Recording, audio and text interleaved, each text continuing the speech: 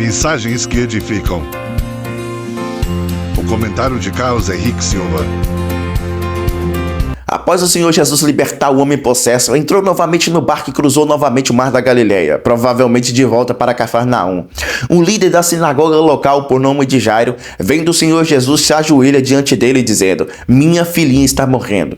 Vem, por favor, e impõe as suas mãos sobre ela para que seja curada e viva." Marcos capítulo 5, versículo 23. O Senhor Jesus atende ao pedido desse pai desesperado. Mas durante o caminho, uma mulher que sofria há 12 anos de hemorragia toca na orla das vestes do Senhor Jesus, e a hemorragia cessou e ela ficou curada, porque pensava: se tão somente tocar em seu manto ficarei curada. Imediatamente cessou a sua hemorragia e ela sentiu de seu corpo que estava livre daquele sofrimento. No mesmo instante, Jesus percebeu que dele havia saído o poder. Virou-se para a multidão e perguntou: "Quem tocou em meu manto?" Responderam seus discípulos: "Vês a multidão aglomerada ao teu redor, ainda perguntas: quem tocou em mim?" Mas Jesus continuou olhando ao seu redor para ver quem tinha feito aquilo. Marcos capítulo 5, versículo 28 ao 32. Você acha que o Senhor Jesus não sabia quem lhe tocou? Claro que sim. O Senhor Jesus fez uma pergunta retórica, não a fim de obter uma resposta, mas sim para estimular uma reação ou uma reflexão. E no caso dela serviu muito bem. A mulher que queria sair despercebida se apresentou ao Senhor Jesus. Então a mulher, sabendo o que lhe tinha acontecido, aproximou-se, prostou-se aos seus pés, tremendo de medo. Contou-lhe toda a verdade. Marcos capítulo 5, versículo 33. Demonstra aqui uma confissão de fé e de testemunho. Essa mulher gastou todos os seus recursos. Ela padecera muito sob o cuidado de vários médicos e gastara tudo o que tinha, mas em vez de melhorar, piorava. Marcos capítulo 5, versículo 26. Repare que em nenhum momento ela pensou consigo: quantas vezes devo tocá-lo? Qual a intensidade ou força que devo segurá-lo? Ela tinha uma fé consciente e genuína. Daí a frase: "Filha, a sua fé te curou. Vá em paz e fique livre do seu sofrimento." Marcos capítulo 5, versículo 34.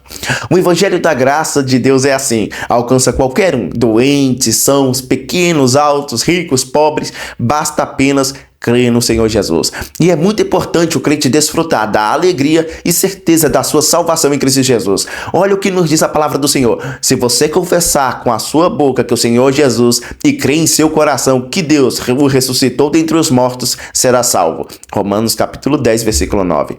O problema é que nos dias de hoje temos que evangelizar também crentes em Cristo. Quando eu falo crentes, não estou me referindo à religião. Estou falando de pessoas que creem no Senhor Jesus. Temos que evangelizá-los por causa das distorções que as pessoas introduziram no Evangelho de Cristo. O verdadeiro Evangelho de Cristo traz salvação a todos que creem em Cristo Jesus. Pois vocês são salvos pela graça, por meio da fé. Isso não vem de vocês, é dom de Deus, não por obras, para que ninguém se glorie. Efésios capítulo 2, versículos do 8 ao 9. O falso evangelho apresenta uma lista de obrigações e tradições religiosas para você cumprir. O verdadeiro evangelho de dar a certeza da salvação. Eu lhes asseguro: quem ouve a minha palavra e crê naquele que me enviou, tem a vida eterna e não será condenado, mas passou da morte para a vida. João capítulo 5, versículo 24. No falso evangelho, as pessoas tentam se justificar por obras, fazendo isso ou aquilo para se manterem salvas. Isso porque o falso evangelho glorifica o homem, e enquanto o verdadeiro evangelho glorifica a Deus. Muitas pessoas têm dificuldades em entender que a salvação em Cristo não se perde. Uma vez salvo, salvo para sempre. É uma obra divina e não humana. Você pode até estar se perguntando: então posso fazer o que eu quiser, já que estou salvo mesmo?